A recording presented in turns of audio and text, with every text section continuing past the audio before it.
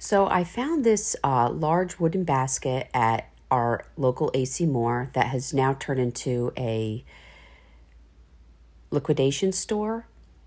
And I'm painting this wood basket with dry thyme from Wise Owl and now applying a plaid stencil that I grabbed at Hobby Lobby. And I'm going to be painting the plaid chocolate from Wise Owl with a foam roller. You want to make sure that you load and unload so that you have a very dry roller so that you get no bleed through. Now guys, I know you're going to have a hard time finding this basket, so I found a company online called buildacross.com. That's buildacross.com. And they do have baskets similar to this, and you can purchase basically any size. And you actually, at the end of your purchase, you can say that you want a hole at the top if it's something you want to hang, because this one actually stands.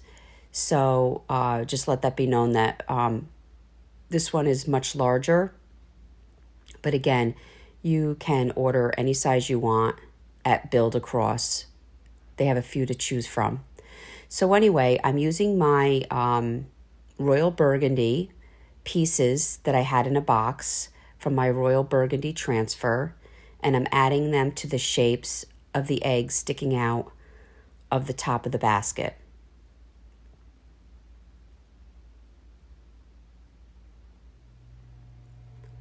I'm basically using a marker around the edge and cutting out.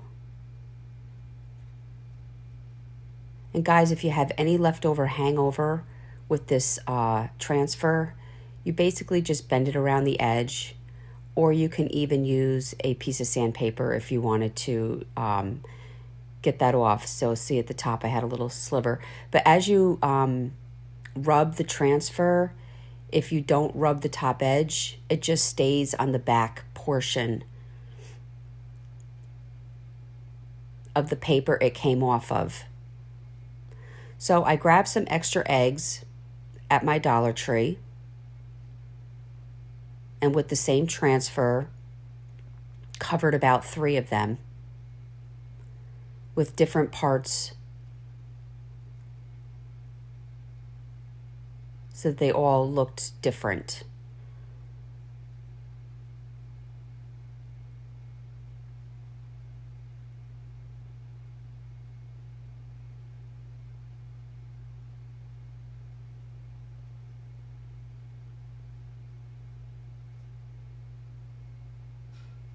I did not pre-paint these eggs, so I just want to show you how transfers are see-through. Some people want to know why we paint first, but I kind of wanted these ones to be a little bit lighter because I glued them behind the original eggs, as you can see here.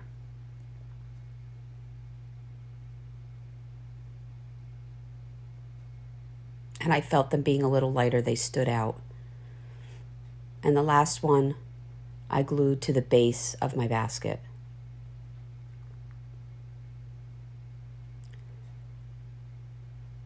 I took some jute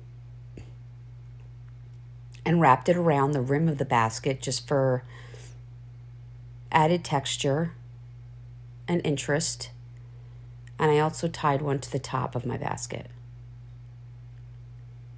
Guys, again, buildacross.com has many wood cutouts, and then you can find a basket similar to this there. I hope you enjoyed this video. For any transfers or paint, chalkitupfancy.com.